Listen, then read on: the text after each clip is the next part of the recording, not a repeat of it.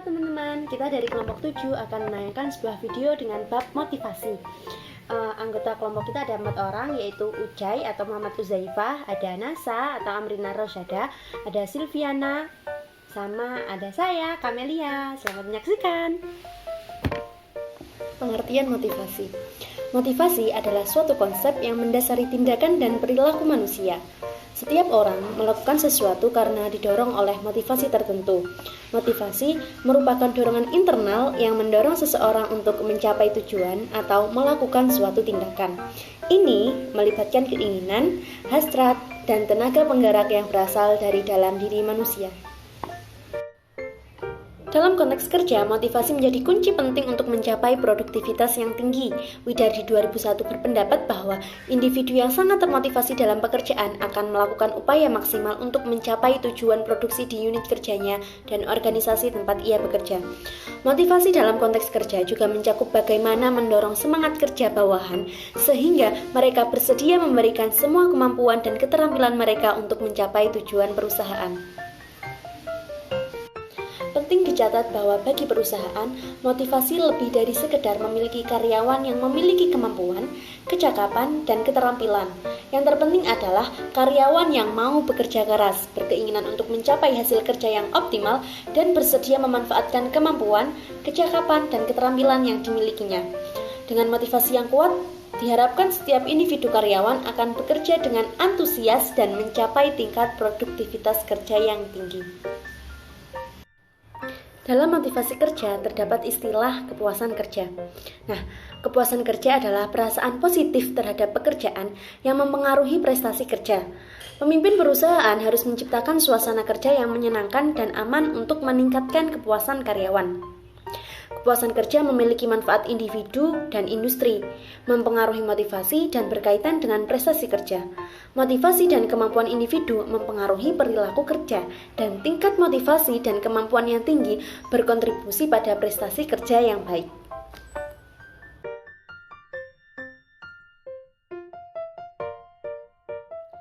Tujuan motivasi. Pemberian motivasi kepada karyawan adalah suatu strategi yang sangat esensial dalam pengelolaan sumber daya manusia di sebuah organisasi ataupun perusahaan. Tujuan dari pemberian motivasi ini sebagaimana dijelaskan oleh Ghazali Shaidam pada tahun 2005, yaitu yang pertama, mengubah perilaku karyawan sesuai dengan keinginan perusahaan. Nah, salah satu tujuan utama motivasi adalah untuk merubah perilaku karyawan agar sesuai dengan visi, misi, dan tujuan perusahaan. Ini mencakup mengarahkan karyawan untuk berperilaku dan bertindak sesuai dengan nilai-nilai organisasi. Selanjutnya yaitu meningkatkan gairah dan semangat kerja. Motivasi bertujuan untuk menginspirasi karyawan agar lebih memiliki semangat dan gairah kerja yang sangat tinggi dalam menjalankan tugas-tugas mereka. Ketika karyawan merasa termotivasi, mereka cenderung lebih berdedikasi dan bersemangat dalam pekerjaan mereka. Yang ketiga yaitu meningkatkan disiplin kerja. Salah satu hasil yang diharapkan dari pemberian motivasi adalah peningkatan disiplin kerja. Dengan memiliki dorongan yang kuat, karyawan cenderung lebih disiplin dalam mematuhi aturan dan prosedur kerja. Yang keempat yaitu meningkatkan prestasi kerja. Motivasi bertujuan untuk mendorong karyawan mencapai tingkat prestasi yang lebih tinggi. Ini bisa mencakup peningkatan dalam produktivitas, kualitas kerja, dan pencapaian target yang telah ditetapkan. Yang kelima yaitu mempertinggi moral kerja karyawan. Motivasi juga berperan dalam meningkatkan moral kerja karyawan. Ketika karyawan merasa termotivasi dan dihargai, mereka cenderung memiliki moral kerja yang tinggi, yang berdampak positif pada iklim organisasi. Yang keenam yaitu meningkatkan rasa tanggung jawab. Motivasi dapat membantu dalam memperkuat rasa tanggung jawab karyawan terhadap pekerjaan mereka. Mereka merasa lebih bertanggung jawab atas tugas-tugas mereka dan kualitas hasil kerja mereka. Selanjutnya yaitu meningkatkan produktivitas dan efisiensi. Dengan memotivasi karyawan, organisasi dapat mencapai peningkatan dalam produktivitas dan efisiensi. Karyawan yang termotivasi cenderung bekerja lebih keras dan lebih cerdas. Yang terakhir yaitu menumbuhkan loyalitas karyawan terhadap perusahaan. Motivasi juga berperan dalam membangun loyalitas karyawan terhadap organisasi. Karyawan yang merasa dihargai dan termotivasi cenderung lebih setia terhadap perusahaan, yang dapat mengurangi tingkat pergantian karyawan. Nah, dengan berfokus pada tujuan-tujuan ini, pemberian motivasi menjadi kunci dalam mencapai kinerja yang optimal dan menciptakan lingkungan kerja yang sehat dan produktif. Metode motivasi. Dalam dunia manajemen, motivasi merupakan salah satu faktor penting dalam meningkatkan produktivitas dan kualitas kerja para karyawan.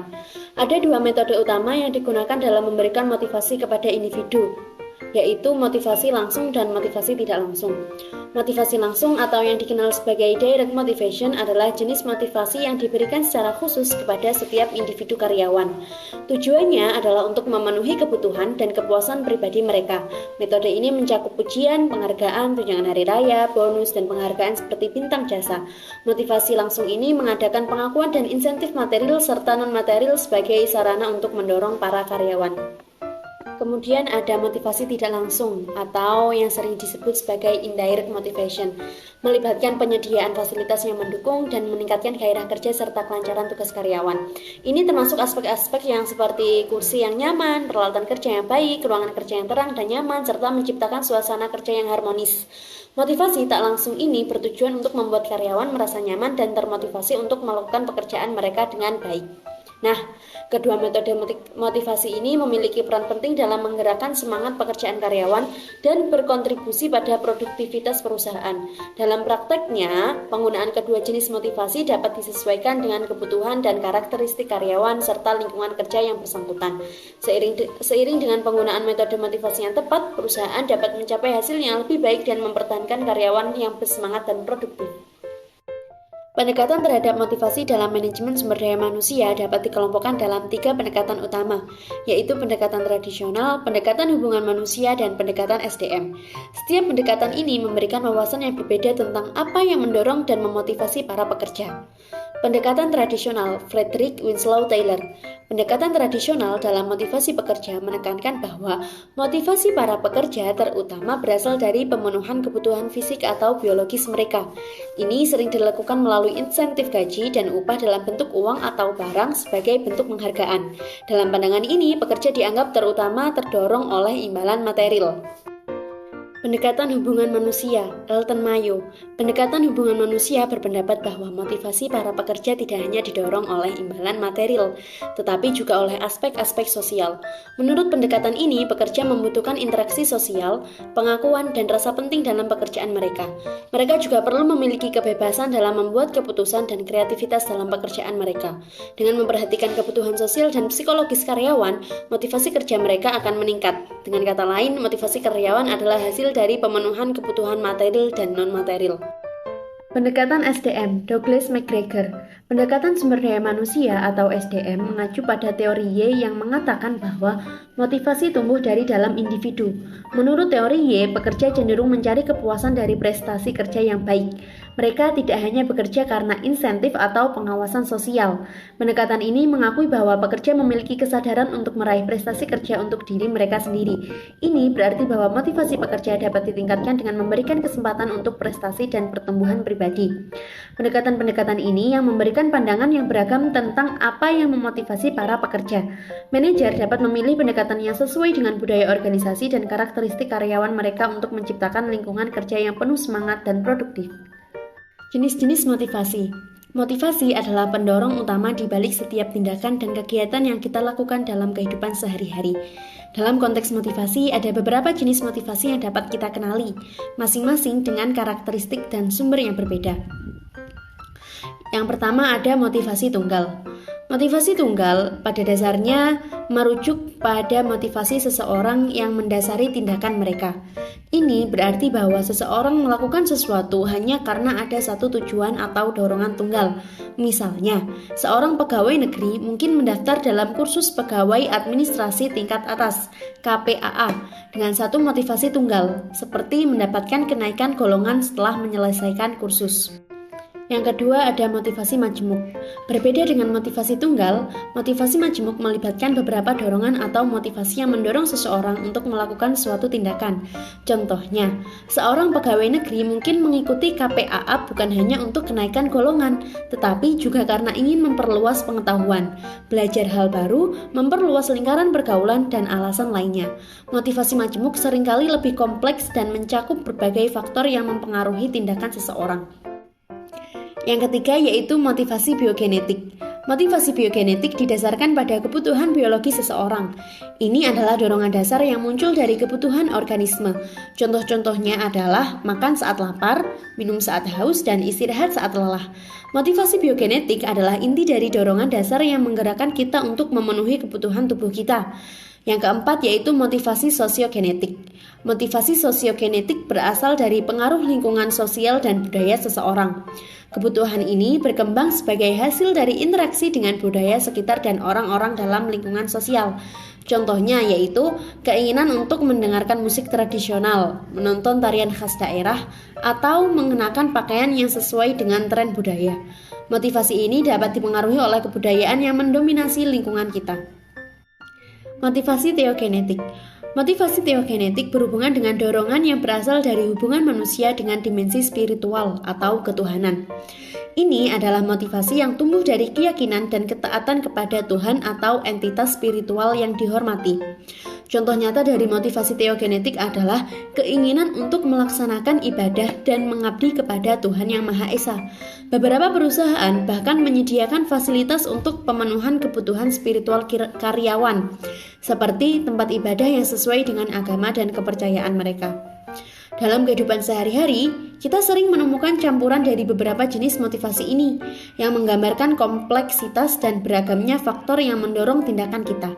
Pemahaman tentang berbagai jenis motivasi ini dapat membantu kita lebih memahami apa yang memotivasi diri kita dan diri sendiri dan orang lain dalam jenis-jenis motivasi. Faktor-faktor yang mempengaruhi motivasi. Motivasi atau dorongan yang mendorong individu untuk mencapai tujuan dan berkinerja tinggi dipengaruhi oleh berbagai faktor yang dapat dibagi menjadi dua kategori utama, yaitu faktor intrinsik dan faktor ekstrinsik. Faktor intrinsik. Faktor intrinsik adalah faktor yang berasal dari dalam diri individu. Ini mencakup berbagai aspek yang ada dalam kepribadian dan karakter seseorang, seperti sikap, pendidikan, pengalaman, pengetahuan, dan cita-cita. Faktor-faktor ini memainkan peran penting dalam mendorong motivasi individu.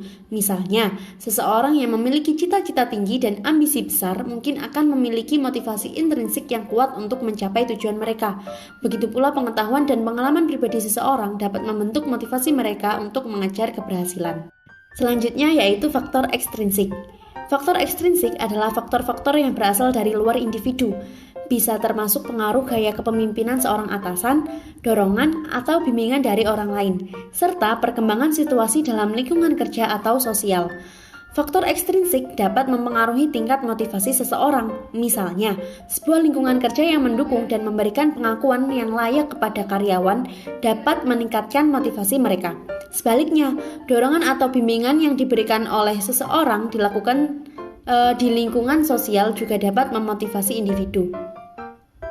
Dalam realitasnya, faktor intrinsik dan ekstrinsik seringkali saling berhubungan dan berinteraksi. Motivasi individu seringkali merupakan hasil dari kompleksitas faktor-faktor ini. Sementara faktor intrinsik mencerminkan dorongan dan motivasi yang berasal dari dalam diri individu.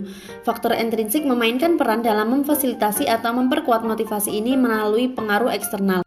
Kesimpulannya, motivasi adalah faktor kunci dalam mendorong individu untuk bertindak dan mencapai tujuan. Motivasi bisa bersumber dari dorongan intrinsik yang berasal dari dalam diri individu seperti hasrat, ambisi, dan keinginan yang kuat, serta dorongan ekstrinsik yang datang dari faktor-faktor luar seperti insentif, pengakuan, atau pengaruh lingkungan. Pentingnya motivasi dalam konteks organisasi dan perusahaan sangat besar karena motivasi karyawan dapat membantu meningkatkan produktivitas, kepuasan kerja, dan loyalitas terhadap perusahaan. Tujuan dari memberikan motivasi dalam lingkungan kerja melibatkan perubahan perilaku karyawan sesuai dengan kebutuhan dan tujuan perusahaan. Motivasi juga bertujuan untuk meningkatkan semangat kerja, disiplin, kinerja, dan menciptakan atmosfer kerja yang positif. Ada berbagai metode motivasi yang dapat digunakan, termasuk penghargaan langsung seperti bonus atau penghargaan, serta menciptakan lingkungan kerja yang mendukung dengan fasilitas dan dukungan sosial. Pendekatan terhadap motivasi juga dapat beragam, bergantung pada pendekatan yang diambil oleh organisasi tersebut.